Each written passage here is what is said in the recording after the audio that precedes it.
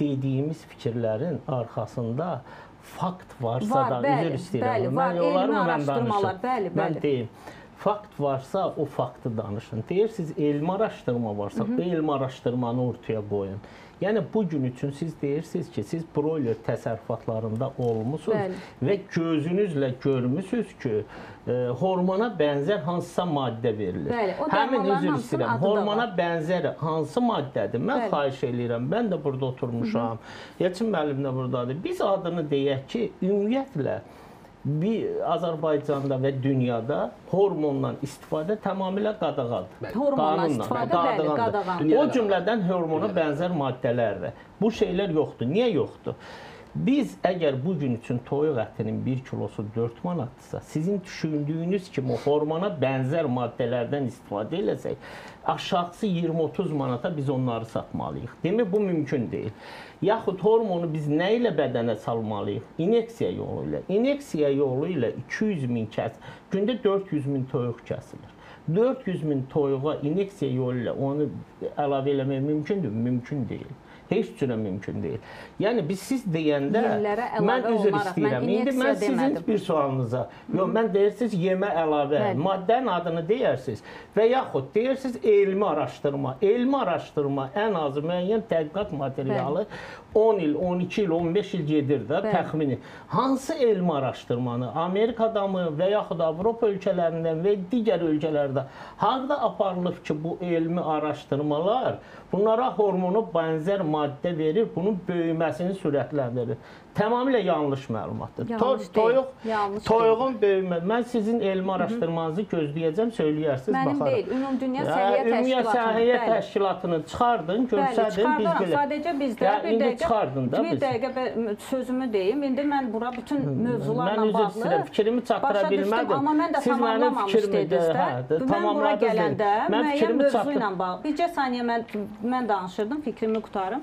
Mən çağıranda verilişə xərçəng yaradan gündəlik qidalar deyilib. Konkret broiler deyilsə və elmi araşdırma deyilsə, gələrəm. Mən hər gün ən azı 20 müsahibə verirəm. Cibimdə neçə A4 ilə, neçə paçka ilə gəzməliyəm ki, elmi araşdırmanı qoyum. Amma indi heç də çətin deyil. Hamısının mənim deyil. Ümumdünya Səhiyyə Təşkilatının elmi araşdırmaları var, linklər var, istinadlar var, bunları işləyən alimlər var. Yəni, mən bunu özümdən çıxartmıram ki. Mən sadəcə olaraq... Fikrimi mən tamamlayayım, sonra tamamlaya imkan vermədiniz ki. Birincisi, mən elmi araşdırmanı sizdə tapacağınıza inanmım yoxdur. Ona görə ki, biz bu sahə ilə məşğul oluruq. Hörmətlə yanaşıram, şəxsi fikrinizdir. İkincisi, istənilən broiler toyuğunun böyüməsində onun ən əsası, 85% böyüməyin əsasını çarpazlaşma ilə seleksiya tutur. Bu, yəni, dünən də dedim, 2 böyük xoruz və toyuğun çarpazlaşmasından 12 illik bir seleksiyadan gəlmiş prosesdir. Dünyada 4 şirkət var ki, sırf ətli istiqamətdədir və yumurtalıq istiqamətdə var.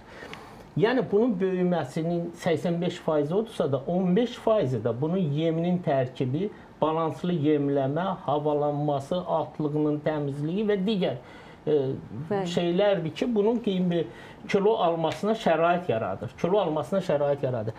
Yəni, demək istəyirəm ki, bir toyuq 18 günündən sonra, 20 günündən sonra 200 qram yem yersə, 100 qram artım verir.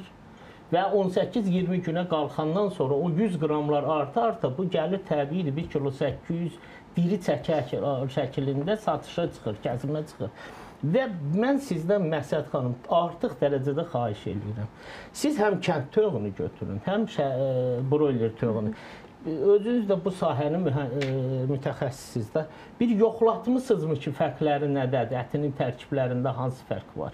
Yaxud nədə kənd toyuğu xeyirlidir, broiler toyuğu zərərlidir və yaxud broiler toyuğu nədə xeyirlidir, kənd toyuğu ziyanlıdır. Yəni, siz bu mütəxəssis olanda bunu özünüz bir araşdırın, laborator analizlərini çıxartdırın, o cümlədən Zakir müəllim aiddir. Araşdırın, indi deyərsiniz.